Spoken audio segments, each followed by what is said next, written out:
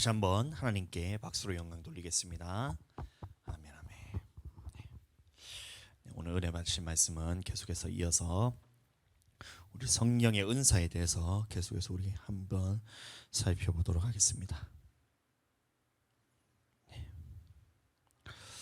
성령의 은사에 대해서 살펴보는데, 우리가 이 하나님의 은사에 대해서 우리가 알아야 되는 그 중요성에 대해서 제가 한번 살펴보면, 말씀을 드리면, 이 하울링이 뜨는데 이걸 어떻게 할 수가 없네. 네, 조금 낮춰서 됐습니다.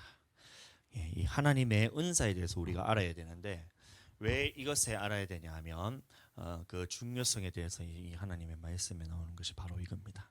뭐냐면 이제 사도 바울이 이 신령한 것에 대해서 나는 너희가 알지 못하기를 원하지 아니하노니 이렇게 말하고 있어요.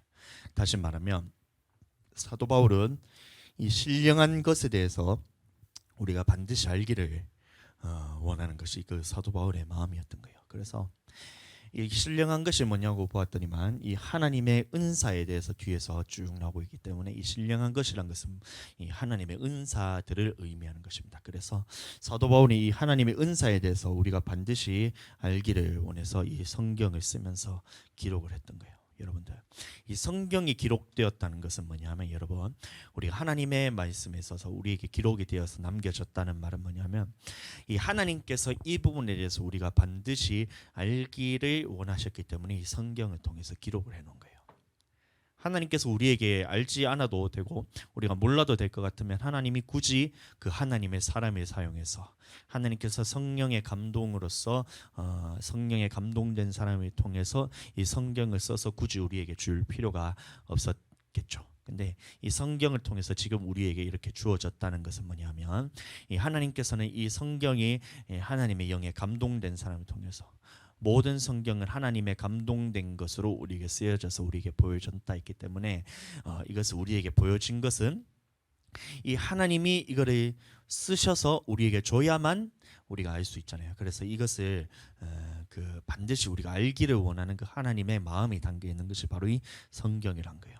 그래서 사도 바울도 신령한 것에 대해서 너희가 알지 못하기를 원치 아니한다, 이 말이 다시 말하면 우리는 반드시 알아라는 겁니다. 그래서 이 은사에 대해서 모르면 이 하나님의 말씀을 볼 때의 반쪽을 우리가 덮어두고 믿을 수밖에 없어요. 왜냐하면 이 하나님의 복음이 전파되는 과정에서 나타났던 그 표적들이 굉장히 성경에는 많이 기록되어 있는데, 어떤 사람들이 이 은사에 대해서 그것은 예수님 시대 때 혹은 초대교회 그 제자들이나 사도들 시대 때 나타났던 하나님께서 특별한 사람들에게 주는 그런 은사지, 요즘에는 그 은사가 아니라 이 믿음으로써 우리가 천국 가는 것이기 때문에 이 하나님의 표적에 대해서는 나타나도 되고 나타나지 않아도 된다라면서 이 성경을 덮어놓게 됩니다. 그래서 제가 참 안타까운 것이 우리나라에 지금 많은 교회들이 굉장히 어려움을 겪고, 특히 코로나를 통해서 그 기간을 거쳐오는 동안 정말 수많은 교회가 문을 닫았어요. 근데 그 왜 문을 닫게 되었냐, 그것에 있을 때는 이 생각에 대해서 이 하나님의 올바른 생각으로 자기가 자리 잡지 않아서, 물론 이제 경제적으로나 이런 어려움들이 오는 것이 그 이유만은 아니겠지만, 이 하나님의 말씀에 대해서 정확하게 알고 정확하게 전하기만 하면 그 어떠한 상황이 오더라도 이 성도들은 하나님의 교회를 떠나갈 수가 없는데, 이 부분에 대해서 정확하게 알려주지 않았기 때문에 이 그런 환란들이 왔을 때 이 성령을 통해서 우리가 이길 힘이 주어지는데, 성령에 대해서 그거를 막 은사주의로 몰아가면서 은사가 나타나는 이 성령이 나타나는 이 은사에 대해서는 약간 소홀히 여기고 이렇게 되다 보니까 어떻게 돼요? 사람들이 환란이 딱 던지니까 그래서 이길 힘이 없잖아요. 그러니까 교회가, 성도들이 교회를 떠나가고, 그러면 자연스럽게 교회가 문을 닫게 됐다는 겁니다. 안타까운 현상이죠. 그래서 지금 우리는 다시 돌이켜야 되는 것이 뭐냐면, 초대교회로 돌아가자, 초대교회로 돌아가자, 그런 구호가 중요한 것이 아니라, 이 초대교회 때는 어떻게 성도들이 이제 그렇게 하나님을 믿게 되었고, 하나님께서 또 어떻게 교회를 세워가셨고, 이런 것들에 대해서 정확하게 우리가 분별할 줄 알아야 돼요. 그래서 사도 바울이 은사에 대해서 굉장히 강조를 많이 했었는데, 자 그래서 우리도 마찬가지로 우리 교회가 그러면 문을 닫지 않고 계속해서 하나님 앞에서 세워져 나가기 위해서는 어떻게 해야 되냐면 성경 안에서 나타난 이 은사들에 대해서 우리가 반드시 알아야 된다는 겁니다. 이 은사에 대해서 알아야지, 그래야 하나님의 살아계심을 사람들이 경험을 하게 돼요. 여러분들 하나님의 살아계심을 경험할 때 물론 하나님의 말씀이 살아있고 운동력이 있어서 그것이 우리를 경험시키는 하나님의 말씀이지만, 그렇다면 이 하나님의 말씀에 나타나는 이 은사 또한 우리에게 나타나야지, 내 안에서 나타나야지 그것이 하나님을 내가 삶에서 경험하게 되잖아요. 은사는 나타나는 것이 하나님의 말씀에는 있는데, 이 하나님의 말씀이라면서 은사 부분에 대해서는 맡게 된다면, 그러면 이제 성경에 있는 것이 내 안에 경험이 되지 못해요. 그러면 어떻게 돼요? 성도들이 예를 들어서 안 믿는 사람들이 우리 교회로 왔을 때 하나님이 살아계심을 보여주세요, 하나님이 살아계심을 보여주세요 이렇게 하면, 하나님이 살아계신 것은 말씀에 있으니까 말씀을 믿으면 하나님이 살아있는 것을 우리가 경험하는 겁니다 이렇게 얘기하죠. 그러면 돌아가서는 어떻게 돼요? 말씀이 그 말씀만 있는 것이 아닌데, 병 고치면 사람들이 그러면 치유받을 때 그러면 하나님이 또 경험하게 되잖아요. 하나님이 살아계시는 것이 어떻게 경험되냐? 제일 쉬운 것이 하나님의 말씀 그대로 이루어지는 건데, 마가복음 16장에 보시면 믿는 자들에게는 이런 표적이 잇따르리니 하면서 쭉 나오면서 손을 얹은 즉 병든 자에게 손을 얹은 즉 나음을 입으리라는 이 말씀이 하나님의 말씀이 있잖아요.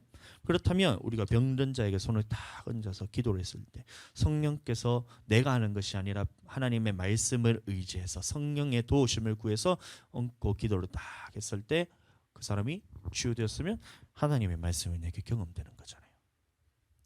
근데 이것을 은사라고 얘기하면서, 은사주의라고 얘기하면서 딱 덮어놓고 병 고침이 나타난다고 믿음이 있는 거냐? 병 고침이 나타나지 않더라도 하나님의 말씀을 보고 믿는 자보다 보지 못하고 믿는 자가 더 복이 있다 했으니까 우리는 하나님의 그런 표적은 필요 없고 그냥 안 보고 그냥 믿을란다 하면서 덮어두고 믿잖아요. 그 말씀이 아닌데, 말이 나왔으니까 하는 건데, 하나님을 보고 믿느냐, 이 누구죠? 이 도마가 이렇게 예수님에 대해서 이렇게 그거에 대해서 의심했을 때, 네가 이것을 보고 믿느냐 보지 못하고 믿는 자는 복이 있다 했을 때, 그 말은 뭐냐면 예수님 시대 이후로 예수님 시대에 살아계실 동안에는 그 사람들이 다 어떻게 믿냐면 보고 믿잖아요. 보고 믿을 수밖에 없잖아요. 혹은 아니면 누구에게 소문을 듣고 믿을 수밖에 없잖아요. 근데 그 이후에 예수님이 승천하시고 난 이후로부터는 우리는 어떻게 믿게 되냐 하면, 예수님이 하나님의 우편에서 성령을 받아서 각 사람에게 성령을 보내주심으로 우리가 이 성령을 통해서 믿게 되는 거예요. 그래서 이제 우리는 예수님을 보지는 못했지만 성령께서, 살아계신 성령께서 내 안에 믿게 하심으로 내가 믿어지는 거잖아요. 그러니까 보지 못하고 믿는 것은 예수님 이후로부터, 다시 말하면 성령을 통해서 믿는 자가 복이 되는 그 말이에요. 그러니까 보지 못하고 믿는다고 이 얘기를 했을 때에 우리는 표적 같은 거는 필요 없어, 그냥 나는 하나님의 말씀은 그냥 믿을 거야 이러면서 막 잘난 척하면서 그렇게 떠들면서 실질적으로는 자기 안에 믿음이 없는데, 하나님의 말씀을 믿는 믿음이 아니라 그 신념을 가지고 믿는 것을 믿음이라 착각해서 그렇게 신앙생활을 하다 결국에는 어떻게 되었어요? 내 안에 성령이 없으니까 환란이 오거나 아니면 하나님의 말씀이 내가 생각과 다를 때, 그러면 이것을 버리게 되잖아요.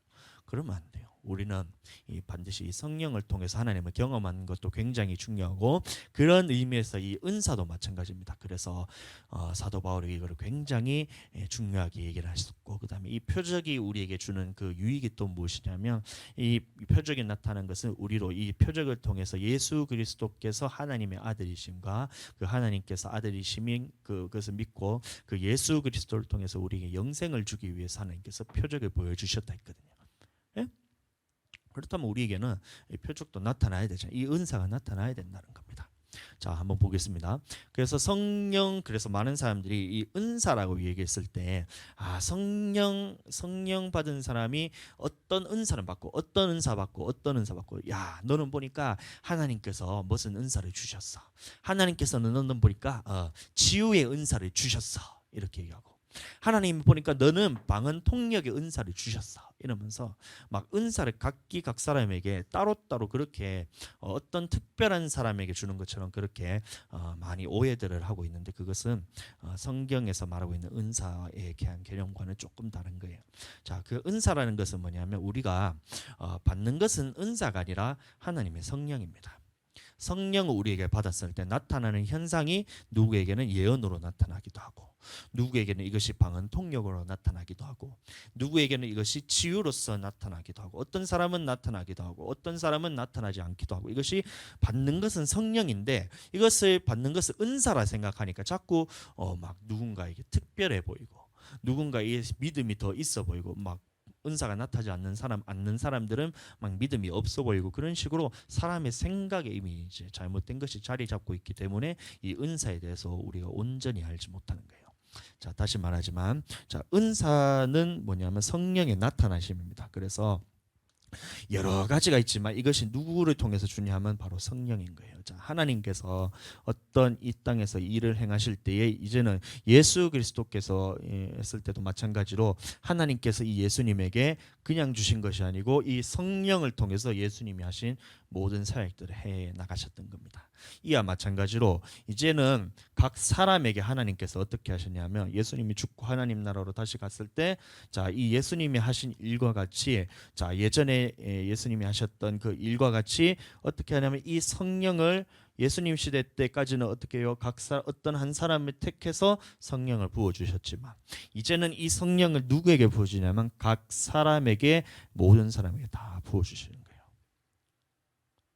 그래서 받는 것은 성령입니다. 이 성령께서 우리에게 오셨을 때, 자, 우리에게 성령께서 오셨을 때, 그러면 자, 어떤 은사가 나타나는 것이 내가 하는 것이 아니라 내 속에 계신 성령께서 한다는 거예요. 그래서 어떤 사람에게는 뭐 예언의 은사가 나타나고, 어떤 사람에게는 치유 은사가 나타나고, 어떤 사람에게는 지혜의 은사, 지식의 은사, 믿음의 은사, 영분별의 은사, 이러면서 은사들이 나타나는데, 자, 이것이 나타나기 위해서는 어떻게 해야 되냐면 먼저는 내가 하나님 앞에서 깨끗하게 준비되어야 됩니다. 그래서 깨끗한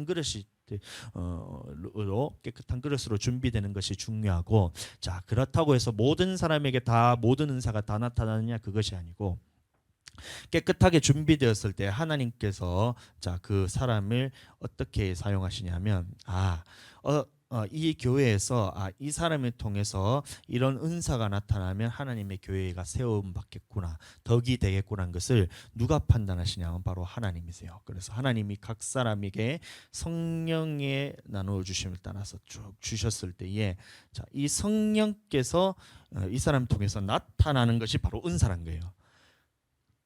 이해가 되세요? 우리는 깨끗하게 준비되었을 뿐이고 하나님께서 우리에게 성령을 보내주셔서 성령이 나타나는 현상을 보고 뭐라는 말? 은사라 그러는 겁니다. 자, 그래서 어떤 사람에게는 예언의 은사가 나타났을 때, 이 사람이 대단해서 나타나는 것이 아니라 하나님께서 자, 이 사람을 통해서 교회를 세우기 위해서, 자, 덕을 세우기 위해서 이 예언의 은사가 나타나는 거예요. 그러나 굳이 예언의 은사가 나타나지 않더라도, 이 사람을 통해서 뭐 나타나지 않더라도 교회가 세워져 갈 수 있다면 하나님의 판단하셔서 굳이 이 성령은 받았지만 나타나는 현상은 없더라도 나는 하나님 앞에서 성령 충만한 거예요, 여러분들. 그러나 여러분들 잘 생각하셔야 되는 게, 이 다른 모든 은사는 자, 무엇을 세우기 위해서 나타나냐면 이 교회를 세우기 위해서 은사들이 나타납니다. 치유도 그렇고, 방언도, 통역도 그렇고, 예언도 그렇고, 믿음도 그렇고, 지식도 그렇고, 이 모든 은사들은 이 하나님의 교회를 세우기 위해서 나타나는 것이 바로 이 은사들인데, 하나가 달라요. 뭐냐 하면 이 방언이라는 은사는 똑같이 나는 깨끗하게 준비되었을 때에 하나님께서 나를 통해서 나타나는 현상이, 자, 기도로서 방언이 나타나는 거예요. 방언. 자, 그렇다면 자, 이 방언은 누구의 덕을 세우냐면 이 개인의 덕을 세우기 위해서 나타나는 거기 때문에 누구나에게나 다 나타나요. 그리고 막지만 않으면 그것은 100% 다 나타나게 되어 있습니다. 그리고 성령을 받았다는 그 표적으로서 사도행전에 쭉 보시면 그 사도행전 2장부터 시작해서 9장, 10장, 19장까지 쭉 보시면 성령이 처음에 임했을 때 나타났던 현상이 바로 이 표적이 바로 이 방언이었던 거예요. 그러니까 각 사람에게 하나님이 성령이 부어 주시는 것을 받는 것은 성령이고, 나타나는 현상이 방언의 은사로서 나타났다, 이렇게 우리가 생각을 해야 되는 겁니다. 자, 이 유익에 대해서는 제가 이제 2주 전에 제가 자세하게 설명을 드렸기 때문에 이 방언에 대해서는 더 이상 다루지 않겠지만, 할 수만 있다면 계속해서 이 방언으로 기도하는 것이 중요해요. 이 안에서 우리가 하나님의 살아계심을 느끼고 또 하나님의 또 우리가 이제 하나님의 깨끗하게 준비되기 위해서도 또 무엇이 필요하냐면 이 방언은 기도함을 통해서 내가 하나님 앞에서 정결함을 또 받거든요. 회개 같은 것이 다 일어나고 또 성령께서 사랑을 부어 주셔서 내가 또 하나님을 또 사랑하는 마음도 생기고 하나님 앞에서 이 막 사랑하는 마음이 생기니까 막 하나님을 위해서 막 일하고 싶은 이런 헌신의 마음부터 시작해 모든 것들이 다 어디로부터 나오냐면 이 하나님 앞에서 기도할 때 방언으로 기도할 때 우리에게 부어지는 것입니다. 그렇기 때문에 계속해서 방언으로 기도하는 것은 굉장히 중요해요. 이해가 되셨죠? 자, 이 은사는 여러 가지나 성령을 갖고 그래서 우리가 받는 것은 은사를 받는 것이 아니라 받는 것은 성령입니다. 성령을 받았을 때 나타나는 현상이 은사로서 나타나는데 자, 각 사람에게 성령을 자, 그래서 은사를 보고 성령의 나타내심이라고 말하고 있는 거예요. 성령의 나타내심은 자, 유익하게 하려 하심이라. 그래서 이 유익이란 단어를 우리가 봤을 때 제가 이제 3주째 지금 계속해서 똑같이 말하고 있는데 우리가 생각하는 그 유익의 정도랑 하나님이 생각하시는 그 유익의 정도를 여러분들 차이를 이해하셔야 돼요. 내가 유익하다 했을 때 목이 마를 때 이렇게 물 한 모금 마시면 갈증이 조금 해소되고 물 안 마시더라도 그냥 참을 수가 있잖아요. 그 정도의 유익으로 생각하면 여러분들 이 성령의 은사에 대해서 잘못 이해하고 있는 거예요. 자, 이 유익이란 말은 뭐냐면 내 영혼이 천국으로 가는데 절대적으로 필요한 것이 바로 유익이란 거예요. 이 유익이란 단어가 뭐냐면 조금 도움이 된다 이렇게 생각하시면 안 되고 내 영혼이 천국 가는 데 있어서 절대적으로 필요한 그 유익이라고 생각하셔야 돼요. 이해가 되시죠? 자, 그래서 성령의 나타내심을 유익하게 하려 하심이라 했을 때 이것은 내 영혼이 천국으로 가는 데 있어서 절대적으로 필요하다 요 생각을 가지고 이 은사에 대해서 우리가 접근을 할 수 있어야 돼요. 그렇지 않으면 아까도 말했다시피 은사 만능주의 막 이렇게 얘기를 하면서 막 은사가 나타나는 것이 뭐 방언하면 다나 막 이러면서 막 사람들이 막 공격을 하잖아요. 네가 방언하면 다가 뭐 이렇게. 그러면 방언 안 하면 다가. 하나님이 말씀에서 방언은 금하지 말라고. 사도 바울도 내가 다른 모든 사람보다 방언을 더 말하면 감사하다라고 얘기했는데 그럼 방언 안 하면 다냐? 이렇게 물어봤어요. 아니 그게 아니고 성령의 은사가 나타나는 것이 중요하고 하나님의 말씀을 따라가는 것이 중요하지 딱 얘기한대. 들어보면 그럴듯한데 그러면 하나님의 성령이 나타나심이 없어서 내가 하나님이 경험이 안 되는데 어떻게 그 하나님의 말씀대로 나를 끌고 갈 거냔 말이에요. 내 힘으로 해야 되잖아요. 쉬운 방법은 하나님이 나를 사로잡아서 나를 끌고 가면 이것이 순종하는 것이 정말 쉬워요. 자, 이렇게 딱 했을 때 하나님이 나를 딱 사로잡아서 머리 잡으니까 좀 이상한가? 손을 잡고 나를 이렇게 끌고 가는 것이 쉬워요. 근데 하나님은 나는 하나님은 느껴지지도 않고 잘 모르겠어. 살면서 내가 이제 기도도 하는데 기도할 때 하나님이 살아계시면 내가 경험이 되지도 않고 하나님의 말씀을 듣는데 예배 시간에 하나님의 말씀이 잘 안 들려. 막 들었을 때 하나님의 말씀이 깨달았다고 하는데 돌아서면 내가 이것을 하나님의 말씀대로 살아갈 힘이 없어. 왜 그래요? 경험이 안 되니까 그렇지. 그러니까 이 방언을 하면서 그냥 내가 방언한다 이렇게 생각하는 것이 아니고 살아계신 하나님의 말씀이 내 안에 그대로 이루어지고 있구나. 정말 하나님이 살아계시는구나. 하나님의 말씀이 진짜로 내 안에 이루어지는 거 보니까 다른 하나님의 말씀도 내게 이루어지겠구나. 이것이 내가 알아지잖아요. 그러니까 그것을 보고 이 방언을 할 때도 마찬가지로 어떤 사람은 방언하니까 막 할랄랄 하면서 나는 방언한다 여기만 집중한다 이렇게 그렇게 초점을 맞추는 것이 아니고 방언이라는 것은 뭐냐면 성령이 내게 임하신 것이 내 안에서 경험되어지고 하나님의 성령의 말하게 하심을 따라 방언으로 말한다기 때문에 성령께서 나를 지금 사용하고 계시구나. 성령께서 내 안에 지금 살아계서 계시구나. 이것을 느끼면서 사랑하면서 계속해서 방언을 하면 살아계심도 알아지잖아요. 그러면 하나님의 말씀을 내 안에 주어졌을 때 이것을 따라갈 힘이 생기는데 자 이것은 하지 않고 방언하면 다냐면서 하나님의 말씀을 순종하는 것이 중요하지 라면서 말씀 순종이라는데 사람들이 돌아가서 말씀에 순종하는 말이에요. 안 되지. 당연히 안 되지. 순서가 하나님을 경험하는 게 먼저인데. 이해가 되셨죠? 그래서 사람에게 유익한다 했을 때 이것은 내 영혼이 천국 가는데 절대적으로 유익하다 이렇게 생각하셔야 돼요. 그 모든 은사들에 대해서 마찬가지로 내 영혼이 천국 가는 데 있어서 절대적으로 필요한 것이 바로 이 하나님의 나타나심이구나 이렇게 생각하셔야 돼요. 나한테 안 나타나면 다른 사람 나타나는 거라도 좀 보고 하나님이 살아계심을 좀 경험을 하고 자기도 그걸 사모하면 하나님께서 또 나눠주십니다. 여러분들 이해가 되셨죠?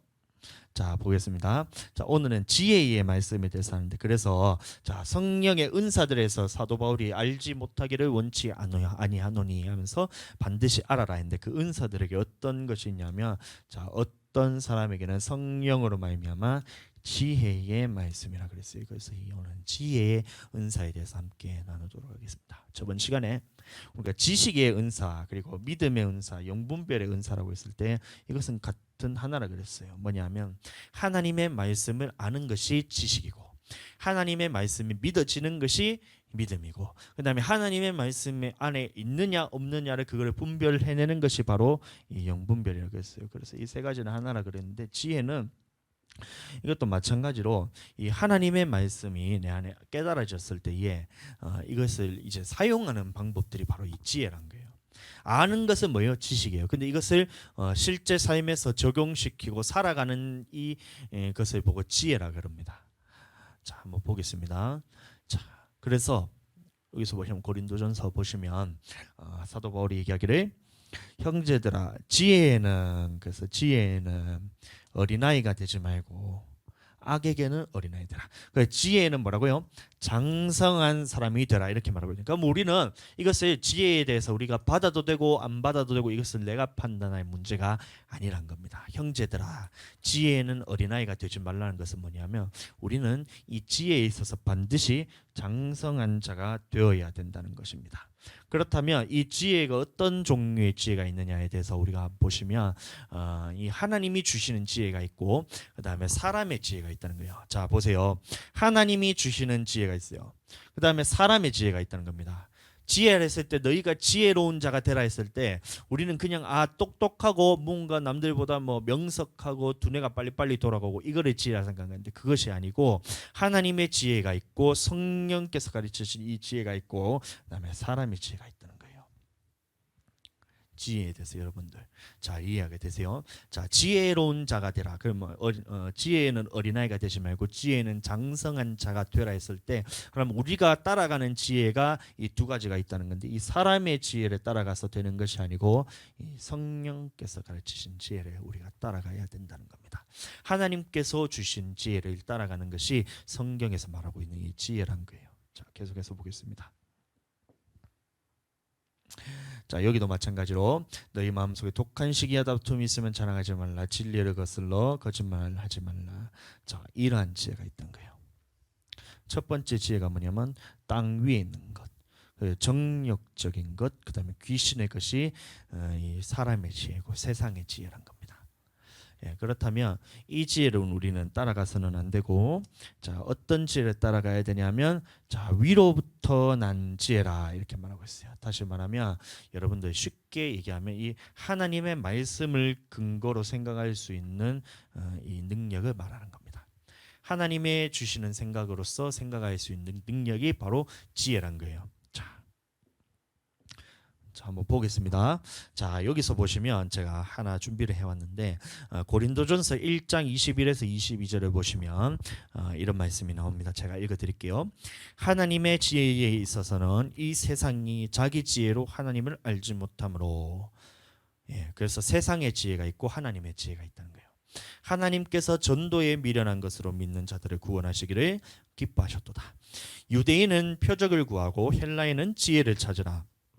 우리는 십자가에 못 박힌 그리스도를 전하니 유대인에게는 거리끼는 것이요 이방인에게는 미련한 것이로되 오직 부르심을 받은 자들에게는 유대인이나 헬라인이나 그리스도는 하나님의 능력이요 하나님의 지혜니라.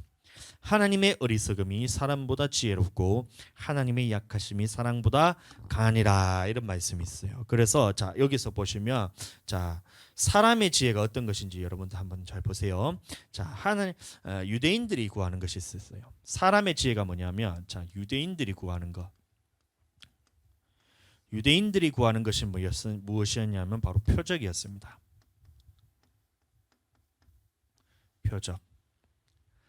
자, 그러면 이 표적의 의미가 뭐냐면 이 유대인들이 구했던 것은 뭐냐면 이 하나님께서 이 땅에 오셔가지고 우리를 구원할 것을 기대했다는 거예요. 그래서 유대인들이 표적을 구했다 했을 때 이것은 뭐냐면 이 하나님께서 이 땅에 오셔서 메시아를 우리에게 보내주셔서 새롭게 왕으로서 이 로마의 압제에서 구할 수 있는 이런 권력이 있는 왕으로서 구원할 것을 기대했다는 거예요.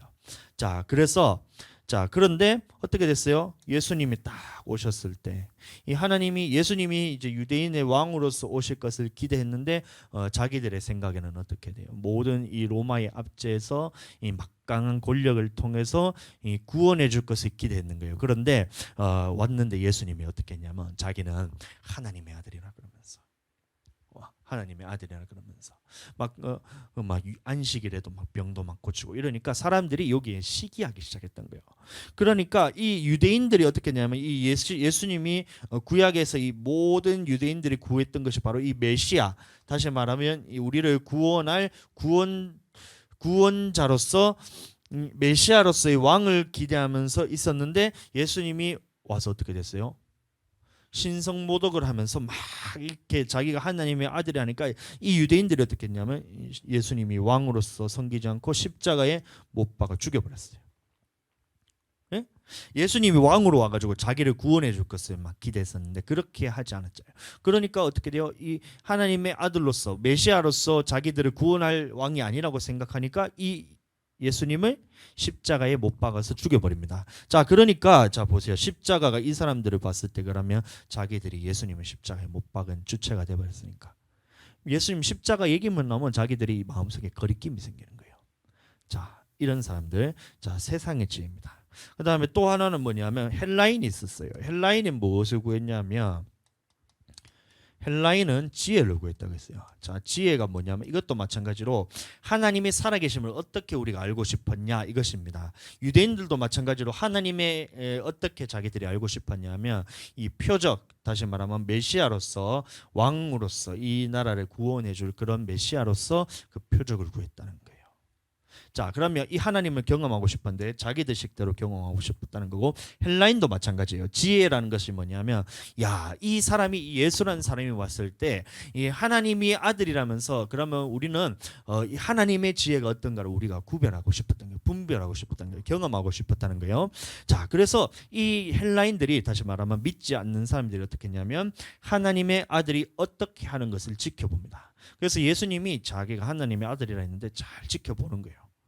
그런데 이 사람들이 생각하기를 하나님의 아들이 십자가에 죽음은 어때요? 모든 것을 다 잃어버린 것은 손해보는 짓이잖아요. 그러니까 이해가 되지 않는 거예요. 죽는 것은 지혜롭지 못하니까 그러니까 이 사람들이 판단을 내린 것이 뭐냐면 하나님의 아들이 죽음을 통해서 자기 목숨을 버리면서 죽는 것은 지혜롭지 못한 것이니까 예수님이 십자가에 달린 것은 지혜롭지 못한 그런 것이라면서 십자가가 어리석은 것처럼 보이는 거예요. 자, 유대인도 마찬가지. 예수님이 왕으로 와가지고 모든 로마에서 건져내고 왕으로서 통치하기를 원했었는데 십자가에 달려서 죽어버렸어요.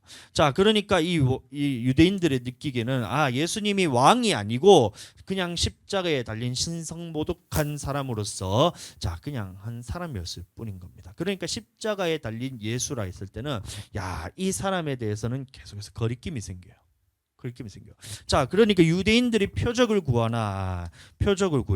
유대인들이 표적을 구했잖아요. 유대인들이 표적을 구하고 헬라인들은 어떻게 해요? 지혜를 구했잖아요. 자, 둘 다 뭐냐면 자기 식대로 이 십자가에 달리지 않고 그냥 유대인들도 십자가에 달리지 않고 로마에서 그냥 건져내기를 원했던 거. 이것이 뭐냐면 자기들이 가진 지식의 한계였던 겁니다. 자기를 구원해 주기 위해서는 어떻게 돼요?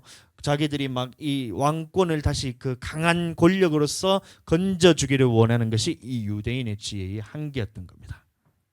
이해가 되시죠? 자, 헬라인도 마찬가지. 안 믿는 이방인들도 자기들이 봤을 때 하나님이라는 것을 봤을 때 하나님이 살아계시다면 이것이 지혜롭고 있다라고 생각을 하려면 야 그냥 뭔가 곤모술수를 통해 가지고 아니면 십자가에 달리지 않는 방법을 통해서 자 하나님의 아들이 이 땅에서 그냥 어떻게 돼요? 그 로마에서 그냥 지혜롭게 막 살아서 막 예를 들어서 뭐 다른 군대를 가지면 돼. 아니면 그 왕을 설득해서 그러든지 아니면 어떻게 해서든지 이 지혜로운 방법을 통해서 이 유대인들을 구원하는 것을 보고 싶었는데 하나님이 죽음을 택했다는 거예요. 죽음을. 그 죽어버렸으니까 야 헬라인들이 생각하기를 이방인들이 생각하기를 야 하나님이 왔는데도 별 수가 없네. 야 저렇게 하더니만 잘 됐다. 예수님이 야 살아생전에서 돌아다니면서 막 병도 치유하고 귀신도 쫓고 온만 것도 하더니만 야 결국에는 저 봐 잘 봐 잘 됐네. 꼴 좋다. 저렇게 나대다가 결국엔 죽을 줄 알았다. 지혜롭지 못했네 하면서 예수님의 죽음에 대해서 어떻게 돼요? 미련한 것으로 생각하는 거예요. 미련한 것으로 생각하는 거예요. 자 그러니까 보세요. 헬라인도 그렇고 유대인도 그렇고 지혜라고 했을 때 이 하나님의 지혜가 아닌 세상의 지혜잖아요. 그러면 이것보다 더 좋은 지혜는 세상에서 찾아볼 수가 없어요. 안 그래요? 유대인들이 생각했을 때 가장 지혜로운 것은 뭐냐면 자기들이 생각하기에 자 이 하나님의 아들이 오셔서 그럼 로마라는 것을 군대를 통해 가지고 강한 권력을 통해서 건져내는 것이 가장 지혜롭다고 생각했던 겁니다. 유대인들은.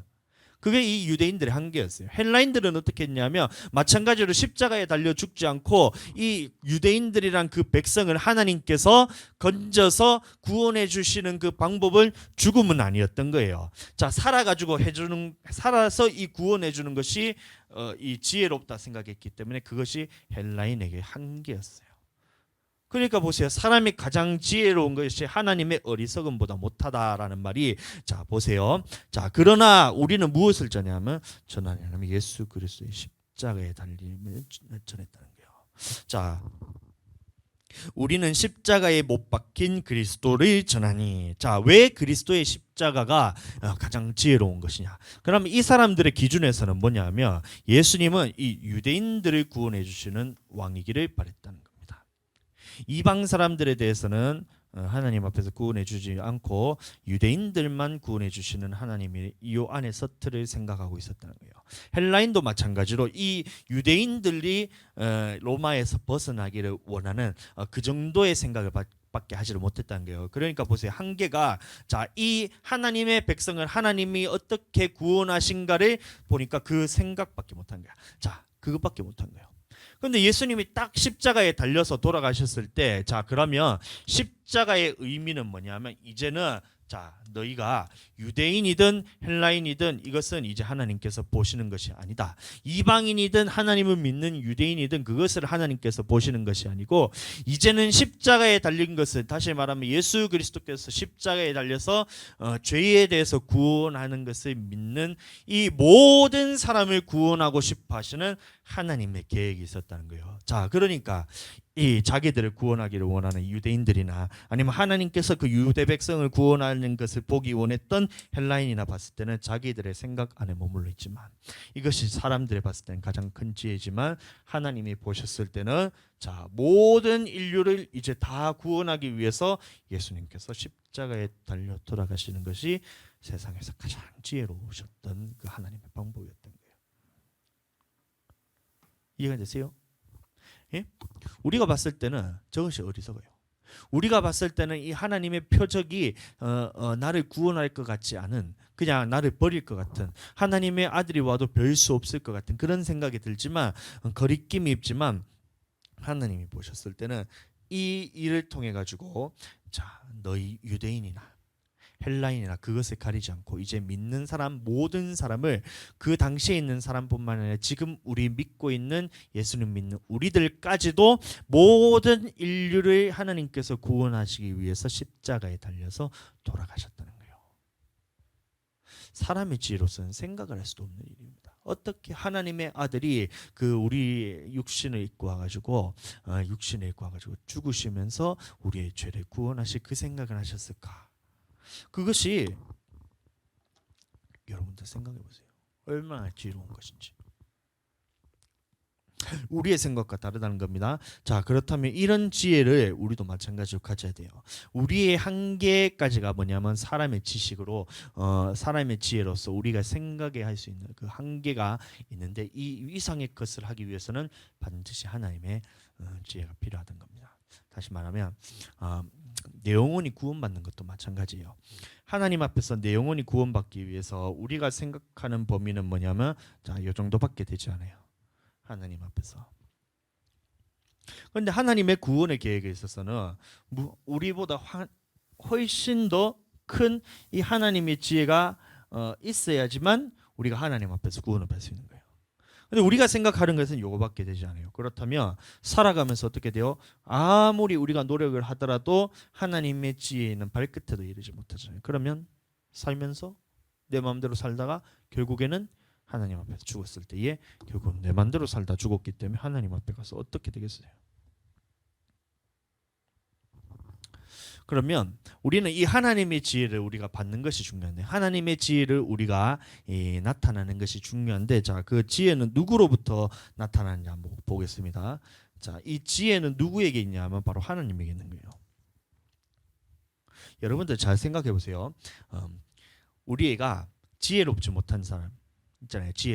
너희가 지혜가 부족하다고 생각하거든 하나님께 구하잖아요. 꾸짖고 안 주는 분이 아니라 하나님께서 주시는 분이잖아요. 그래서 너희가 지혜가 부족하거든 하나님께 구하라 그랬어요. 그 말은 뭐냐면 여러분들 잘 생각해 보세요. 자, 이 생각이 있어요. 1번 사람. 자, 너희가 지혜가 부족하다고 생각하거든 하나님께 구하라 했을 때 그러면 나는 생각해야 돼요. 이 말의 의미가 무엇인지. 자, 내가 가진 이 지식이 있잖아요. 지혜가 있잖아요. 여러분들 내가 가진 이 지혜. 근데 우리끼리 비교해서는 도찐 개찐입니다. 사람들끼리 지혜를 우리가 한번 비교해 봅시다. 누군가 이게 굉장히 지혜로운 사람이 있어요. 누가 봤을 때 똑똑한 사람이 있어요. 서울법대 나오고 막 이래가지고 굉장히 똑똑한 사람이 있어요. 자, 이 사람을 봤을 때 우리는 야, 저 사람은 진짜 지혜롭다. 공부도 잘하고 똑똑하고 뭔가 스마트하고 막 이렇게 해가지고 막 지혜로운 사람처럼 보이는 수가 있어요. 자, 그런데 나는 보니까 이 어리버리한 거야. 했는데 초등학교 때 배웠던 그것도 기억도 안 나고 지리 시간에 실컷 배워놨더니만 돌아서니까 까먹고 이러면서 나는 보니까 어리석다고 생각하는 거예요. 그러니까 자 보세요. 자, 두 사람을 딱 놓고 봤을 때 자, 이 서울법대 나온 사람이나 이 초등학교 나왔는 것도 기억도 못하는 사람이나 봤을 때 자, 누가 더 지혜로워요? 누가 더 지혜로워요? 여러분들 서울법대 나오고 똑똑한 사람 그다음에 나는 초등학생 때 배운 것도 기억도 못하는 사람 누가 더 지혜로워요? 여러분들 여기서 여러분들 생각을 하셔야 돼요. 둘 다 똑같습니다. 이거를 인정해야 돼요. 예? 제가 여러분들에게 희망을 주기 위해서 제가 다시 얘기하는데 자, 서울법대 나오고 굉장히 똑똑하고 모든 것에 상식도 있고 막 이런 사람이 있어요. 자, 지혜로울까요? 아니면 초등학교 때 배운 것도 생각 안 나는 사람 이 사람이 지혜로울까요? 여러분들 하나님 앞에서는 똑같습니다. 그러면 자, 이 사람이나 이 사람이 똑같은데 그러면 지혜가 없다고 생각하는 사람은 구하라 했을 때는 뭐냐면 자, 이 사람도 마찬가지고 우리는 하나님께 구해야 돼요. 하나님께 구해야 됩니다. 자, 여러분들 누군가 성경에 대해서 굉장히 많이 안다 생각하지만 그 사람도 마찬가지로 하나님 앞에 봤을 때는 지혜가 거기서 거기에요. 사람이 생각하는 것이 가장 사람이 생각하는 가장 지혜로운 것이 하나님의 지혜보다 어리석잖아요. 자, 그렇다면 이 모든 사람의 지혜를 다 합하여 엎어도 하나님은 발끝에 못 미치는 거예요. 그럼 이 사람 비교할 것이 이 사람이나 이 사람을 비교할 것이 아니고 자, 너도 똑같고 나도 똑같고 우리는 모두 하나님께 구해야 될 사람이란 겁니다. 자, 그러니까 지혜가 없다고 생각하는 사람은 하나님께 구하란 말. 이 말이 뭐냐면 야, 내가 저 사람보다 지혜롭지 못하니까 나는 하나님께 구해. 이게 아니고 우리 모든 사람은 똑같이 하나님의 지혜가 없으면 다 어리석은 사람밖에 될 수 없으니 모든 사람이 하나님 앞에 다 구해라는 거예요. 자, 그러니까 자, 지혜와 권능이 누구에게 있어요? 하나님께 있기 때문에 우리는 지혜를 구해야 될 사람이 누구예요? 하나님이란 거예요. 하나님. 나나 너나 서울대 법대 가는 그 친구나 아니면 초등학교 또 못 나오는 그 친구나 아니면 모든 사람들, 주 하나, 하늘이나 개똥이나 소똥이나 모든 사람이 다 어떻게 돼요? 하나님 앞에서는 모든 사람이 자기가 어리석음을 인정해야 돼요. 자기가 어리석다는 것을 인정해야 돼요. 내가 쟤보다 조금 더 상식이 있으니까 내가 쟤보다 지혜롭네 이렇게 생각하는 순간 어떻게 돼요? 하나님께서 그 지혜에 대해서는 어리석은 사람을 만들어요. 나는 하나님 앞에 그러면 어떻게 돼요? 내가 하나님 앞에서 가장 어리석은 사람이라 생각해야 돼. 예? 안 그래요? 내가 머리에 든 게 없어요. 그러면 하나님께서 뭔가 더 넣고 싶어 하시잖아. 안 그래요? 근데 내 안에 든 게 너무 많아가지고 잘난 척하고 있으면 내가 가르쳐 주기가 싫잖아요. 마찬가지입니다. 하나님 앞에서 하나님의 지혜를 구할 때는 너희 중에 지혜롭지 못한 자가 자기가 지혜롭지 못한 자가 있느냐 그 사람은 하나님께 구하라 했을 때는 내가 하나님 앞에서 어리석다는 것을 인정을 해야 돼요. 자, 그래서 이 지혜가 누구로부터 나오느냐 인정해야 되는 바로 하나님에게서 나오는 것을 인정을 해야 된다 이 말인 겁니다. 계속해서 보겠습니다. 자, 보세요. 하나님이 이 소년에게 다니엘도 마찬가지였어요. 하나님이 다니엘이 이 포로 생활에 끌려갔을 때에 이 다니엘이 어떻게 됐냐면 이 모든 있는 술객들보다 이 전국에 있는 그 모든 술객들보다 다니엘이 더 지혜로웠다 했어요. 자, 그러면 그 지혜가 얼마나 뛰어났겠어요.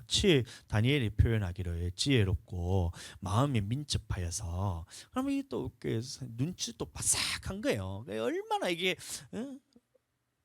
지혜로서 1등이었겠어요. 모든 사람이 다 다니엘을 그렇게 판단하고 있잖아요. 자, 그런데 다니엘은 알았어요. 뭐냐면 이 지혜가 하나님으로부터 온다는 것을 알았어요. 자, 보세요. 내게는 지혜가 없다는 것을 다니엘이 알았다는 겁니다. 내게서는 나올 지혜가 없다는 것은 다니엘이 알았어요. 자, 그러니까 어떻게 돼요? 왕이 이제 자기가 이제 번뇌를 하면서 꿈을 꿨을 때에 이 전국에 있는 조서를 내려가지고 자기 꿈을 맞출 사람을 다 찾는 거예요. 그러니까 막 사람들이 놀란 거예요. 예를 들어서 요셉과 같이 바로가 꿈 내용이 이러이러하니까 너가 한번 이 내용이 뭔지 해석해줘 이렇게 하면 괜찮겠는데 꿈 내용에 대해서도 얘기도 안 해주고 내가 꿈 꿨는데 너희가 와가지고 내가 무슨 꿈 꿨는지 한번 맞춰봐라. 그리고 그 꿈에 대해서도 해석해라. 이렇게 하니까 아무도 그래서 한 사람이 없었어요. 그러니까 어떻게 돼요? 다니엘이 하나님 앞에서 그 꿈의 내용에 대해서 자기가 죽음에 처해지는 이 상황에서 건져주기를 누구한테 구했어요? 하나님한테 구했잖아요. 예? 이해가 되세요? 자, 이 지혜에 대해서 누구로부터 이 지혜가 나온가를 다니엘은 딱 알았다는 거야. 응? 딱 알았다는 거예요. 그러니까 자, 이런 어려움이 내가 죽음에 처하는 이 상황에 왔을 때 이 지혜를 구해야 되는 것이 누구인가 그 주체에 대해서 분명히 알았던 것이 바로 다니엘이었어요. 자, 그래서 다니엘이 하나님이 이 네 소년에게 학문을 주시고 모든 세상을 깨닫게 하시고 지혜를 주셨다고 기록이 되어 있는 겁니다. 그래서 다니엘이 이 하나님의 지혜를 받았던 거예요. 자, 여기도 그냥 보겠습니다. 자, 그런데 여러분들 또 하나 우리가 중요하게 생각해야 될 것이 뭐냐면 이 다니엘이 지혜를 구했을 때에 하나님께서 주신 이유가 있는데 뭐냐면 여기 말씀에는 빠져 있지만 이 다니엘과 그 세 친구가 하나님 앞에서 이제 죽게 되었어요. 이 모든 사람이 죽게 되었어요. 그때에 하나님께서 먼저 그 구할 마음을 주셨는데 왜 주셨냐면 이 긍휼이 있었던 겁니다. 다니엘과 그 세 친구를 하나님이 보셨을 때 불쌍히 여기사 그들에게 하나님 앞에서 구원받을 것을 구할 마음을 그들에게 주셨다 했어요. 그러면 우리도 마찬가지. 하나님 앞에서 이 지혜라는 것을 우리가 하나님 앞에 구하기 전에 먼저 구해야 될 것은 하나님 앞에서 내가 긍휼을 입어야 되는 거예요. 내가 이 불쌍한 나의 이 영혼에 대해서 내가 하나님의 지혜가 없으면 내가 하나님 나라에 들어가지 못하는구나. 내가 하나님 앞에 들어갈 지혜가 내 안에서는 나오지 않구나. 내게 지혜 없다는 것을 내가 딱 먼저 깨달아야 돼요. 그리고 이 마음을 주시는 분이 바로 하나님이에요. 그리고 하나님께서 이 마음을 주셨을 때 하나님 앞에 내가 지혜를 구하게 하시는 분도 하나님입니다. 그 지혜를 구했을 때 주시는 분도 하나님이란 거예요. 자, 그래서 다니엘에게 이 지혜를 주시는 분이 누구였냐? 하나님입니다. 하나님. 주체가 내가 아니란 거예요. 나는 지혜가 없다는 것을 인정해야 돼요. 나는 하나님 앞에서 아무것도 아니다. 내가 이 세상에서 가장 뛰어난 사람도 마찬가지입니다. 누구보다 똑똑하고 누구보다 이 책을 많이 읽어서 박식하고 누구보다 말 잘하고 이렇게 해서 그 사람이 지혜로운 것이 아니라 그런 사람이라 할지라도 하나님 앞에서 나는 어리석은 사람입니다. 하나님의 긍휼하심이 없으면 하나님의 도우심이 없으면 나는 이 하나님의 지혜에 이르지 못하니 하나님께서 내게 지혜를 주시옵소서. 이 긍휼한 마음을 근데 이 하나님 앞에서 낮아지는 마음으로 하나님께 구해야 돼요. 자, 그럴 때 하나님께서 지혜를 주시는 겁니다. 마찬가지로 솔로몬도 마찬가지예요. 하나님이 지혜와 총명을 주셨다 그랬어요. 자, 그러면 이 지혜가 누구에게서 나왔어요? 솔로몬의 것이었어요? 아니죠. 솔로몬도 하나님으로부터 지혜를 받았다 그랬습니다. 자, 지혜를 받았다. 이 주체가 내가 아니란 거예요. 자, 지혜를 받았다. 요셉도 마찬가지. 요셉이 꿈을 해석했을 때 이 바로가 있는 고백인데 요셉에게 이르되 하나님이 이 모든 것을 네게 보이셨으니 지혜 있는 자가 없다 너만큼. 그럼 이 지혜가 누구 거란 거예요? 요셉의 것이 아니고 하나님의 것. 자, 우리도 마찬가지입니다. 지혜라는 것에 대해서 이 하나님의 은사로서 우리가 하나님의 나라에 들어갈 수 있는 이 지혜는 내가 가진 이 지식으로 되는 것이 아닙니다. 내가 가지고 있는 지혜로서 하나님의 지혜를 알 수 있는 것이 아니에요. 내가 지금 하나님의 말씀을 통해서 안다 할지라도 그것을 누가 주셨냐? 하나님께서 주셨다는 것을 인정해야 돼요. 하나님께서 주셨다는 것을 인정하고 그 다음에 해야 된 것이 내가 하나님 앞에서 내가 이 지혜에 대해서 내가 가진 것이 없구나. 하나님 앞에서 내가 어리석은 자구나. 하나님 내게 지혜를 주시옵소서. 이게 돼야 돼요. 겸손한 마음. 지혜의 그 주체에 대해서 누군가를 우리가 한번 살펴보고, 자, 그러면 이 지혜가 무엇인가에 대해서 우리가 알아야 되는데 솔로몬이 1천 번제를 드리고 나서 하나님 앞에 구했던 것이 바로 지혜였습니다. 자, 그런데 개역 개정에는 이런 말씀이 나옵니다. 누가 주의 이 많은 백성을 재판할 수 있사오리까? 듣는 마음을 종에게 주사. 자, 그래서 이 개역 개정에는 뭐냐면 듣는 마음이라고 했어요. 듣는 마음. 이것이 뭐냐면 개역 한글에는 뭐라 표현이 되어 있냐면 이 똑같은 말씀인데 자, 뭐라 되어 있어요? 지혜로운 마음. 개역 개정에는 뭐예요? 듣는 마음. 다시 개역 한글에는 뭐예요? 지혜로운 마음. 다시 말하면 지혜로운 마음이란 것은 뭐냐면 하나님 앞에서 듣는 말입니다. 듣는 마음. 자, 그러면 세상에서 가장 지혜로운 자가 누구냐?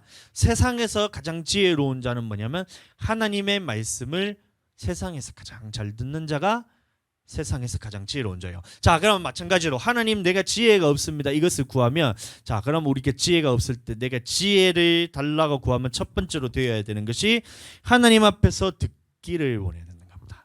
그래서 하나님의 듣기를 원하는데 기도를 하면서 하나님 내게 지혜 주시옵소서. 내게 말씀해 주시옵소서. 네? 뭐라고요? 하나님 땅 사라고요? 예? 뭐라고요? 하나님 비트코인 하라고 이런 식으로 지혜를 구하는 것이 아니라 듣는다는 것이 이상하게 생각하네요. 그 듣는 마음이라 했을 때 이 듣는 마음은 뭐냐면 하나님의 말씀입니다. 하나님의 말씀. 하나님의 말씀을 듣는 마음이에요. 자, 그래서 세상에서 가장 지혜로운 사람은 뭐냐면 세상에서 하나님의 말씀을 가장 잘 듣는 사람이 가장 지혜로운 거예요. 자, 그러면 우리도 마찬가지. 내가 지혜가 없으면 하나님께서 그럼 내가 이제 지혜로운 자가 되기 원하는 거야. 그럼 나는 어떻게 해야 돼요? 먼저 하나님 앞에서 내가 지혜가 없다는 것을 깨달아요. 내 지혜로서는 하나님의 지혜에 대해서 내가 발끝에도 미치지 못한다. 이 세상의 지혜, 내가 가지고 있는 이 세상의 지혜로는 하나님의 그 구원에 이르는 지혜에 있어서는 내가 절대로 깨닫지 못하는 아무짝에도 쓸모없는 사도 바울이 마치 배설물과 같았던 그런 지혜와 마찬가지로 똑같이 배설물로 여겨요. 그리고 난 다음에 하나님 내게 지혜를 주시옵소서. 이 구하는 마음이 있어야 돼요. 자, 구하는 마음과 자, 그러면 하나님 앞에서 지혜를 구해야 되는데 그러면 하나님께서 지혜를 어떻게 주시냐? 바로 이겁니다. 하나님의 말씀. 자, 솔로몬이 그래서 1,000번제를 드리고 난 다음에 하나님 앞에서 지혜를 구했을 때에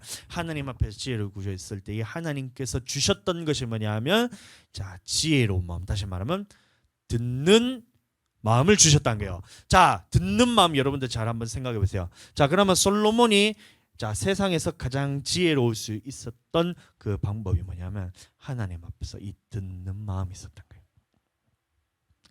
요셉도 마찬가지였잖아요. 이 바로가 꿈을 해석해라 했을 때에 요셉 스스로는 이 꿈에 대해서 해석할 수 있는 능력이 없었어요. 그러니까 요셉이 어떻게 해요? 하나님 앞에서 기도를 했을 때에 하나님께서 그것을 깨닫게 하시는 그 말씀을 요셉에게 주셨을 때 그것을 듣고 그대로 사람들에게 바로 앞에서 딱 말을 했더니만 야, 이 사람들이 생각했을 때 야, 저 사람은 정말 하나님의 신에 감동되어서 지혜로운 사람이구나, 이렇게 바로가 그 사람을 요셉을 지혜롭게 생각했잖아요. 마찬가지로 다니엘도 그 왕들이 왔을 때에 자기 꿈에 대해서 얘기도 안 하고 난 다음에 이 맞춰봐라 이러면서 약 올리는 것도 아니고 그렇게 했잖아요. 그때 다니엘도 마찬가지로 이 꿈을 해석할 수 있는 능력이 내게서, 지혜가 내게서는 나오는 것이 아닙니다. 그러니까 하나님 앞에서 기도를 하고 하나님 앞에서 내게 이 하나님의 그 왕이 꿈은 꿈에 대해서 해석할 수 있는 그 지혜를 내게 하나님 주시옵소서 했을 때 하나님께서 어떻게 해요?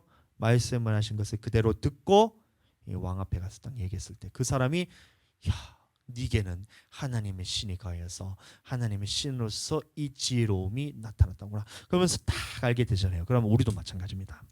우리도 하나님 앞에서 어떠한 사람 앞에서 지혜롭다는 이 소리를 듣고 싶고 하나님의 결국에는 구원에 이르는 지혜를 갖고 싶으면 가장 먼저 해야 되는 것이 하나님 앞에서 나는 이것을 하나님의 나라에 들어갈 수 있는 지혜를 나는 가진 것이 없습니다. 나는 내 힘으로 될 수 있는 것이 절대 아닙니다. 하나님, 이 지혜가 내게서 나올 수 없는 겁니다.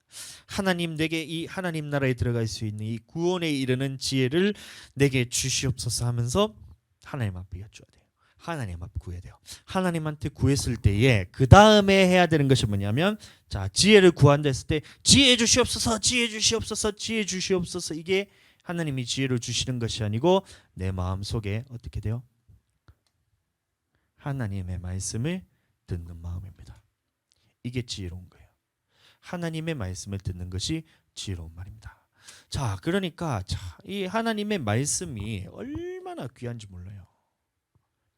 내 영혼이 천국 가는 데 있어서 이 하나님의 말씀을 들을 수 있다는 것이 얼마나 귀한지 몰라요, 여러분들. 성경책 맨날 이렇게 들고 다니면서 하나님의 말씀 볼 수 있을 때 얼마든지 보니까 귀하게 안 느껴지잖아요. 그런데 이 말씀이 보고 깨달아지고 이 말씀이 보고 하나님의 말씀으로 믿어지고 이 말씀을 봤을 때 야, 이 내 영혼을 살리는 이 하나님의 말씀에 순종하려는 이 마음이, 들으려는 마음이 나에 주어지잖아요. 여러분들, 그것이 하나님의 지혜란 거예요. 여러분들도 동일하게 가지시게 되시기를 예수님의 이름으로 축복합니다. 자, 지혜라는 것이 내게서 나온 것이에요. 하나님 주시죠. 그 다음에 솔로몬이 또 하나님 앞에 구했을 때에 하나님께서 주셨던 것이 뭔지 한번 잘 살펴보세요. 지혜와 총명과 심이 많이 주셨는데 또 넓은 마음을 주시고, 자, 우리 교회 이름이 넓은 마음교회잖아요. 넓은 마음교회. 하나님께서 이 넓은 마음을 주셨다는 거예요. 그러니까 사람들이 야, 솔로몬이 얼마나 태평양 같이 넓은 마음에서 모든 사람을 다 받아주냐 하면서 이렇게 생각해요. 넓은 마음만 보니까. 우리가 그러면 사전적으로 의미가 넓다는 것이 뭐냐면 넓은 게 넓잖아요. 결국에는 사전이 넓잖아요. 넓은 게 넓은 거잖아. 그래서 솔로몬에게 넓은 마음이 줬다니까. 이야, 솔로몬이 이해심이 진짜 많구나. 다른 사람이 왔을 때 이야, 저 사람들에 대해서 막 넓은 마음으로 모든 사람을 다 품을 만큼 야, 대단한 사람이 솔로몬이구나, 이렇게 생각하죠. 근데 그게 아닌 거는 딱 성경만 봐도 안 돼. 왕권이 다윗에게서 솔로몬으로 딱 넘어가자마자 이 다윗이 예언했던 대로 뭐 시므이를 비롯한 모든 사람을 숙청해 버렸잖아요. 하나님께서 그렇게 지켜가지고 받아들여야 되는데, 넓은 마음이라면 받아줘야 되는데, 적이라 할지라도 적군이라 할지라도 나를 헤아려 하는 사람이라 할지라도 내가 다 받아줘야 되는 게 넓은 마음이라 생각하니까 그러면 안 돼. 요 넓은 마음이 먼저 여러분들 아셔야 돼요. 자, 넓은 마음이란 것은 뭐냐면 하나님 앞에서 듣는 마음이 넓은 마음입니다.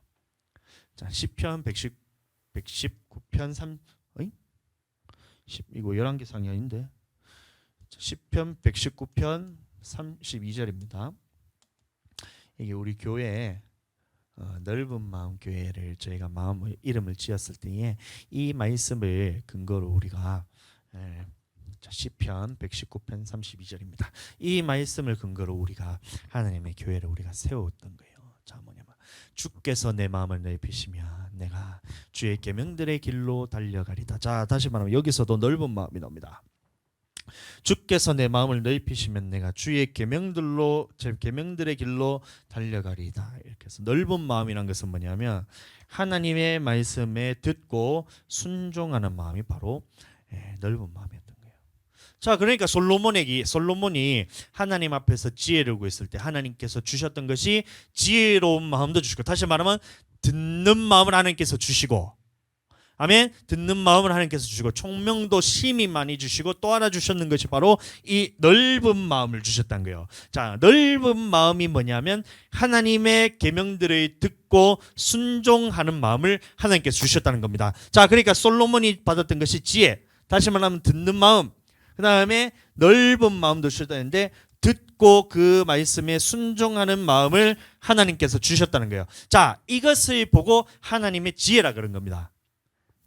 이해가 되세요? 하나님 앞에서 말씀을 통해서 듣는 것이 지혜고, 하나님 앞에서 말씀을 순종하는 것으로 내 영혼을 천국으로 이끌어가는 이것이 지혜인 겁니다. 자, 그러니까 우리가 봤을 때 하나님의 말씀을 들었을 때에 자, 무언가 어떤 일이 있어요. 자, 예를 들어서 자, 이런 일들이 있어요. 누군가 이 교회를 살리기 위해서 어떻게 해야 되냐.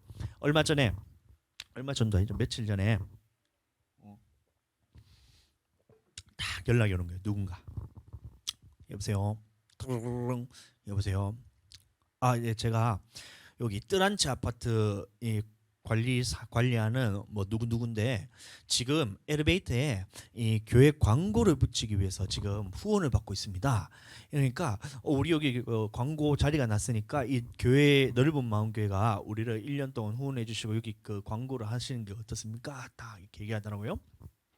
제가 딱 들었어요. 그러면 제가 고민을 했어요. 이거 어떤 것이 하나님 앞에서 내가 진짜 이 하나님 앞에서 내가 교회에 유익이 되고 어떤 것이 하나님의 뜻인가에 대해서 제가 이제 그 기도를 했어요. 사모님한테도 얘기를 하고.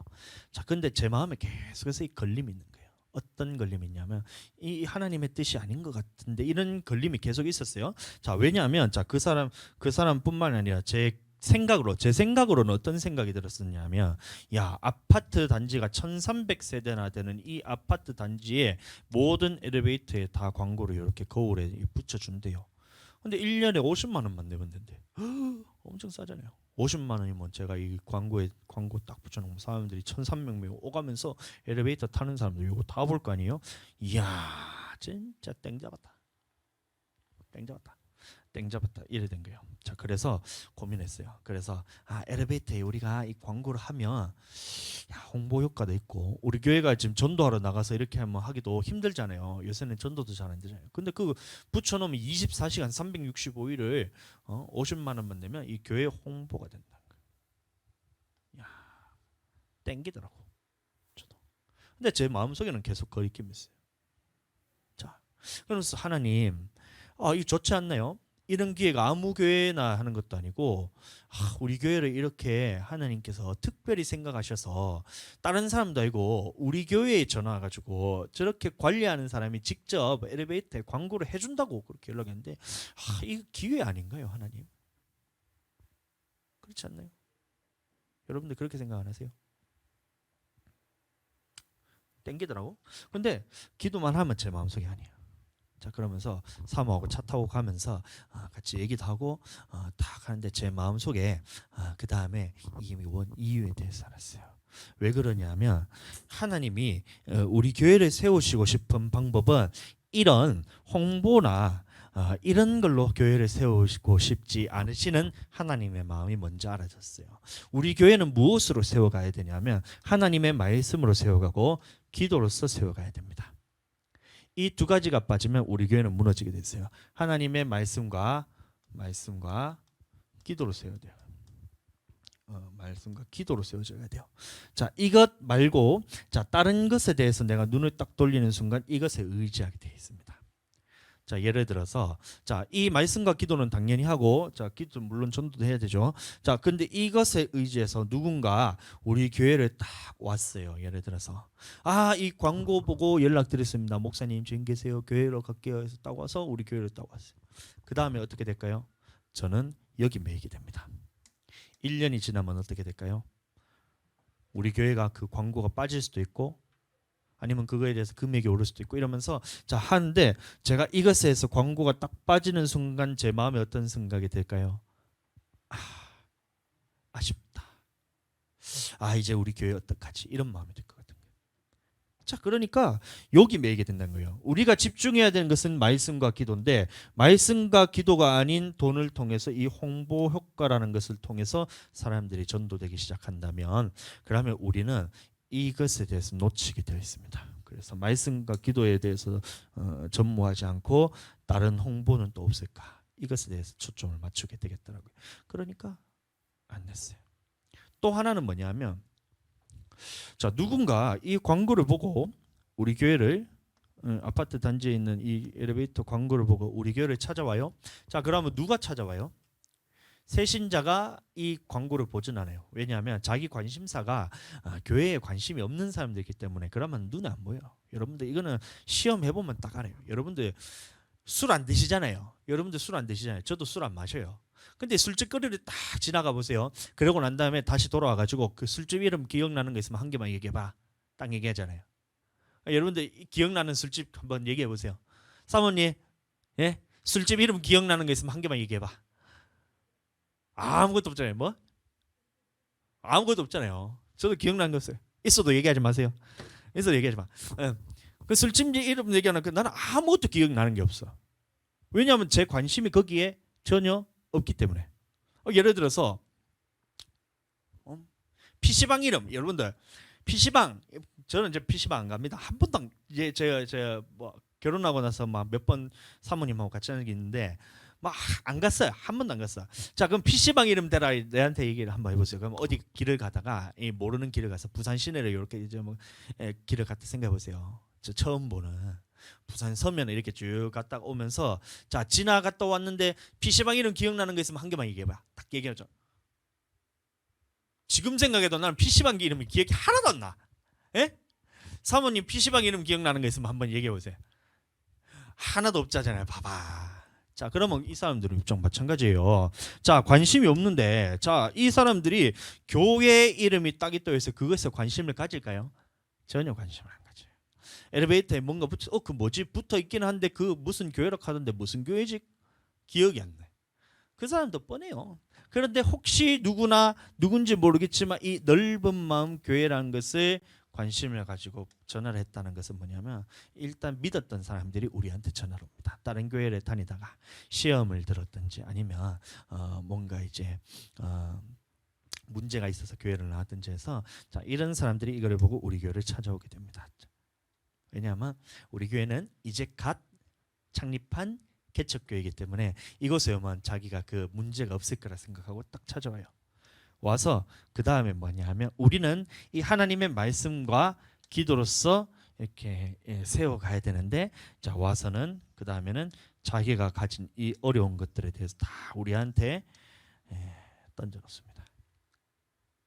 그렇게 되었을 때 지금 나의 능력으로 또 지금 우리 교회의 능력으로서 이것을 감당을 할 수 있을까 봤을 때 안 되겠더라고요. 안 되겠더라고요. 물론 그 사람의 영혼을 위해서 우리가 열정을 가지고 기도를 통해서 이 영혼을 변화시켜야 하는 그 하나님의 마음은 우리가 가져야 되지만 지금 나의 입장에서 지금 나의 이 상황에서 그 영혼이 우리 교회에 왔을 때 제가 그 영혼을 케어할 수 있겠냐 봤을 때는 안 되겠더라고요. 그러니까 자 보세요. 이 굉장히 제게 이 부분에 대해서 솔깃한 말이었지만 하나님의 기도를 하면 마음에서는 그거는 거부를 하는 거예요. 내 지혜로서는 이게 한계예요. 뭐냐면 이렇게 했을 때 홍보가 되겠구나. 그리고 사람들이 이거 보고 찾아오겠구나. 그런데 하나님의 생각은 뭐예요? 이것을 보고 이런 식으로 목회하는 것은 하나님의 뜻이 아니라 이게 제 마음이었던 거예요. 지금 우리가 해야 되는 건 뭐냐면 말씀과 기도구나. 지금 해야 되는 게 우리는 말씀과 기도구나. 그러니까 기도하는 거예요. 그저께 화요일에 제가 깜빡하고 이 워낙 습관이 지금 이제 막 이게 잘 안 되다 보니까 이제 이 밸런스가 지금 살짝 이제 신앙에서 밸런스가 무너졌어요. 그러니까 화요일 돼서 제가 아무 생각 없이 와가지고 그냥 자자 이제 애들 다 씻기고 난 다음에 이제 자작하고 누울락 하는데 사모님이 우리 본당가가 기도하자 이렇게 딱 얘기하더라고. 저 그게 되게 감사했어요. 물론 애들이 너무 힘들게 해서 기도를 조금밖에 못 하긴 했는데 기도하러 가자 딱 얘기하는데 제 마음에 다 이 마음이 뿌듯하더라고요. 우리가 교회에서 지금 계속해서 잠을 자고 있거든요. 물론 집에서 더워서 그렇게 교회로 도망쳐 나온 것도 있지만 그것보다 제 마음속 계속해서 이제 품고 있었던 것이 목사님들하고 통화만 하면 이런 얘기를 한 거예요. 자기들은 어제도 이 본당에서 잤다. 딸내미하고 아내하고 본당에서 잤다. 집에 들어가는 게 불편하더라. 이렇게 얘기하더라고. 근데 제 마음이 계속해서 이 뭔가 뭐 눌림이라 해야 되나? 눌림은 아닌데 거기에 대한 사모함이 내 안에 자꾸 생기는 거예요. 야, 교회에서 다 같이 가족들이 모여서 본당에서 기도하다가 자는 모습이 이게 진짜 하나님 앞에서 목회하는 그 목회자 가정의 모습인데 우리는 맨날 이제 더워가지고 땀 삐질삐질 흘리면서 저는 중간에 일어나가지고 땀 때문에 잠도 못 자가지고 이 홀딱 벗고 이렇게 반스만 입고 이렇게 단닝구만 입고 이렇게 누워가 자는데 그 불편한데도 거기 집에 꾸역꾸역 기 들어가가지고 거기서 잔다고 생각하니까 이게 목회자의 가정이 맞나 이 생각이 내 마음에 있었거든요. 근데 그 목사님의 딱 말을 듣고 난 다음에 본당에 와서 이 교회에서 기도를 하다가 잠을 들고 아들도 마찬가지로 그것을 통해서 이것이 자기들이 습관이 들면서 교회를 사랑하는 마음이 생기잖아요. 집은 덥잖아. 교회 오면 시원하거든. 교회가 더 요새 주한테 물어보면 주아 교회가 좋아 집이 좋아? 교회가 좋다고. 교회에서 자고 싶다고. 어제도 그저께도 얘기하니까 주아 집에서 잠깐 교회 잠깐 하니까 교회 좋아? 응 교회가 좋다. 그 마음이 딱 생겨요. 사모님이 그래서 그저께 교회에서 자자는 기도하자는 이 말이 정말 내 마음속에 소원했던 것이 진짜 지금 하나님께서 이루어지고 있구나 하면서 그렇게 생각하면서 지금 우리 교회가 하나님께서 이 기도로서 말씀으로서 세워져 가고 있는 것이 제가 알아지는 거예요. 감사하다. 지금도 너무 감사해. 설교를 하면서도 이게 너무 감사한 거예요. 와, 우리 교회, 우리 집이, 우리 가정이 또 넓은 마음 교회가 하나님 앞에서 기도로 세워져 가고 있구나. 이게 제 마음에 팍 이렇게 오는 거예요. 너무 감사해. 어제 또 우리 또 시원하게 바다에 갔다가 오면서도 또 주야 어디서 잘래? 교회 가서 잘래. 교회 가자고. 진짜 이 세워져 가는 이 모습이 이런 것들에 대해서는 내가 눈을 두고 이걸 찾아다니는 것이 내 일이 아닌 거예요. 내가 보니까 그러니까 세상적인 지혜로서는 이것이 지혜로운 방법일 수가 있어요. 그러니까 많은 교회가 홍보 예를 들어서 마케팅 전략을 가지고 어떤 교회를 부흥시키기 위해서 한때 유행이었어요. 어떤 기업의 마케팅 전략을 교회로 와서 사람들이 이렇게 모으면 교회가 수적으로 많이 부흥될 것이라 해서 실질적인 그런 효과가 있었어요. 그러나 하나님의 말씀과 기도라는 이 기초적인 것들에 대해서 쌓지 않자 이 말씀과 기도 이 교회에서 그래서 어떻게 했냐면 교회에서 교회를 PC방으로 만드는 거예요. 그래서 애들이 그러면 어떤 곳에 가는 것을 좋아하냐? PC방 가는 걸 좋아하니까 그럼 교회에 PC방을 만들자 이러면서 PC방을 교회 안에다가 컴퓨터 갖다 놓고 게임 깔아놓고 이러니까 사람들이 몰려와요. 청소년들이 이렇게 몰려옵니다. 그런데 이렇게 몰려온 사람들의 특징이 뭐냐면 하나님의 말씀과 기도에 대해서는 듣질 않아요. 그러니까 오는 목적 자체가 이걸로 오는 사람들은 절대 이쪽으로 넘어가지 않더라. 이게 결론이었던 겁니다. 마찬가지로 그러면 이 마케팅 전략을 보고 이런 홍보를 보고 우리 교회 온 사람들은 이 말씀과 기도 때문에 온 것이 아니기 때문에 결국에는 들어가지가 않아요. 그러니까 천천히 뿌리는 거예요. 씨를 뿌리더라도 뿌리는 것은 뿌리고 씨는 계속해서 뿌리고 있지만 자, 이런 혹하는 이런 세상적인 방법에 대해서는 제가 눈을 돌리지 않기로 제가 결단했던 거예요. 하나님의 지혜. 세상의 지혜로서는 하나님의 지혜를 감당할 수가 없어요. 굉장히 미련하잖아요. 그러니까 우리 교회는 말씀과 기도로만 할 거다. 말씀과 기도로만 할 거다. 누군가 와가지고 내가 대신 홍보해 줄게 막 이러면서 하는데 저는 치아라마 뗐다마 그건 네가 해라 니나 해라 그러면서 우리 교회는 말씀과 기도로만 할 거다. 그렇게 했을 때 하나님이 나의 그릇을 보시고 한 사람 한 사람 붙여주십니다. 앞서 나가고 싶은 마음이 전혀 없어요. 저는 하나님의 말씀과 하나님의 기도로서 천천히 차곡차곡 기초부터 단단하게 쌓아갈 때에 하나님이 나의 그릇을 보시고 하나님께서 우리 교회의 그릇을 보시고 또 사모님과 나에게 하나님 앞에서 세워져 가는 이 그릇을 보시고 그 다음에 하나님이 한 사람 한 사람씩 보내주십니다. 기다리는 거예요. 할렐루야 아멘. 주여 한번 해봅시다. 하늘이 주여. 하늘이 주여 하는 게 얼마나 기쁘지. 여러분들도 그래서 이 부분에 대해서 여러분들 이해하게 되시고 하나님의 지혜로서 여러분들 깨닫게 되시기를 예수님 이름으로 축복합니다. 자, 그렇다면 좀 시간이 많이 지났지만 자, 그럼 하나님의 지혜가 뭐냐? 여호와를 경외함이 지혜의 근본이래요. 자, 그럼 여호와의 경외함이 무엇인가 보았더니만 자, 하나님의 계명, 결국에는 하나님의 말씀입니다. 하나님의 말씀을 자, 듣는 마음, 그 다음에 하나님의 말씀을 듣고 행하는 것을 보고 지혜라 그럽니다. 그렇기 위해서는 우리가 말씀에 대해서 잘 알아야 됩니다. 여기도 마찬가지로 욥기서도 주를 경외함이 지혜요 악을 떠남이 명철이에요. 다시 말하면 이것도 마찬가지로 악을 떠나기 위해서는 하나님의 말씀이 내 안에 채워져요. 그러면 악에서 떠나게 되는 거예요. 모든 것이 그러면 자, 이 지혜라는 것이 하나님의 지혜가 있고 사람의 지혜가 있는데 하나님의 지혜라는 것은 이 말씀을 근거로 하나님께서 주시는 이 말씀을 따라가는 것을 지혜라 그런 겁니다. 내게서 나오는 것이 아니고. 그러니까 어떤 일이 분별할 때 무슨 일이 있든지 그것이 하나님으로부터 온 것인지 사람으로부터 온 것인지 우리가 분별해서 말씀으로 분별해서 그것을 그대로 행해서 하나님의 뜻대로 행할 수 있는 것을 그 능력을 보고 지혜라 그런 거예요. 여러분들 그 하나님의 지혜가 임하게 되기를 예수님 이름으로 다시 축복합니다.